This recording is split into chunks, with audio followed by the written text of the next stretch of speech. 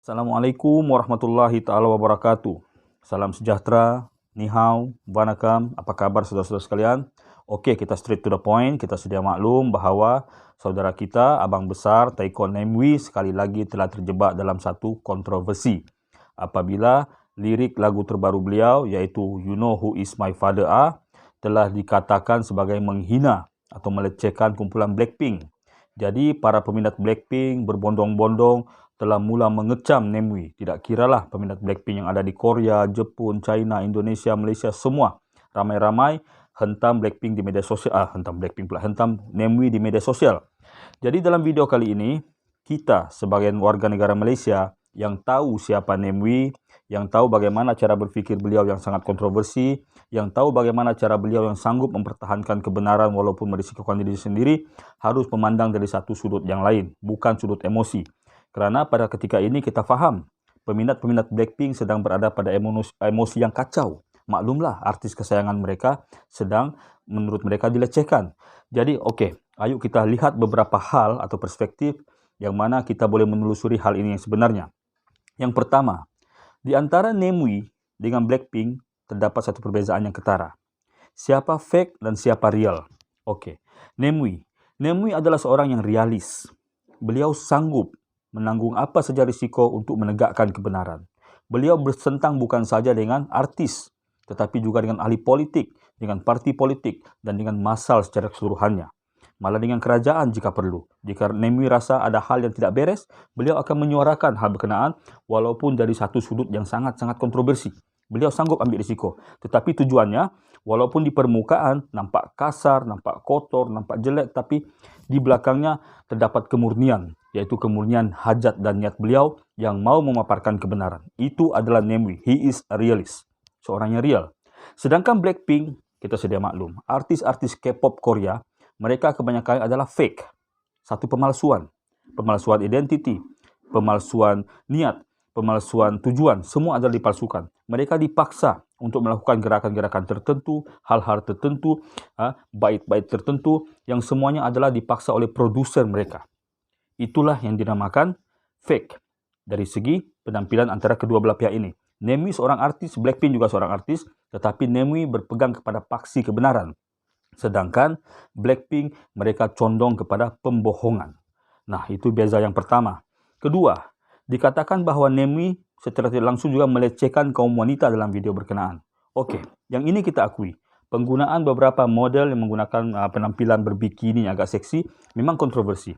Tetapi itu adalah penampilan dalam video untuk memaparkan hal yang sebenar. Ya, kelangsian seorang yang berjiwa kaya di Malaysia. Ini hal realiti di negara kita. Dan Namewee memilih, walaupun dia menggunakan jersey bola ke apa semua, memilih untuk menggunakan hal berkenaan sebagai paparan dalam video klip beliau. Beliau sanggup supaya mesej berkenaan sampai.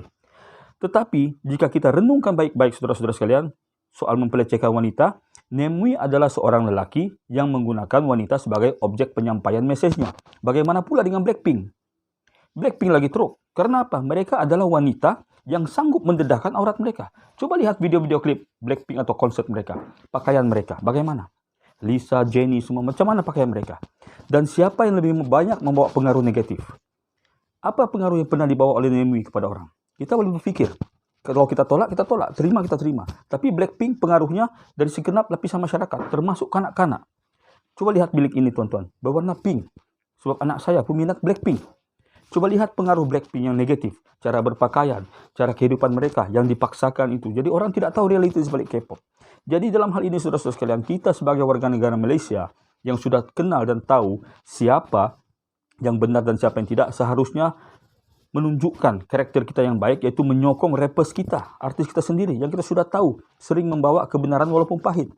Kemudian dalam video klip berkenaan, jika kita perhatikan, sebenarnya Blackpink bukanlah hal utama yang dinyatakan dalam video berkenaan. Bill Gates, Tesla, macam-macam contoh yang diberikan oleh Namewee. Tidak pula marah penyokong Bill Gates. Tidak pula marah orang-orang Tesla. Tapi kenapa penyokong Blackpink yang berlebih-lebihan? Mungkin kita terlalu fanatik. Jadi itulah kuncinya. Terlalu fanatik sehingga emosi. Saudara-saudara sekalian. Jadi nampak, kita harus mencerna baik-baik siapa di antara kedua belah pihak ini yang lebih membawa dampak negatif. Harus diingat, lagu berkenaan tidak sampai 4 minit. Bagaimana Namewee cuba memetik contoh yang tidak relevan, macam Spice Girl. Memang Spice Girl pun ala-ala Blackpink, tapi mereka sudah lapuk. Tidak mungkin Namewee menyeletakkan 7 atau 8 nama K-pop band di sana. Jadi dia ambil yang paling popular. Karena realiti hidup, memang Blackpink lah sekarang ini yang sedang membawa elemen berkenaan. Jadi sudah-sudahlah, kepada penyokong Blackpink, tidak usah terlalu emosi. Terima kenyataan bahwa idola kalian adalah sebahagian daripada gerakan New World Order. Kita tahu artis K-pop didanai oleh siapa. Siapa yang membuat blueprint persembahan mereka.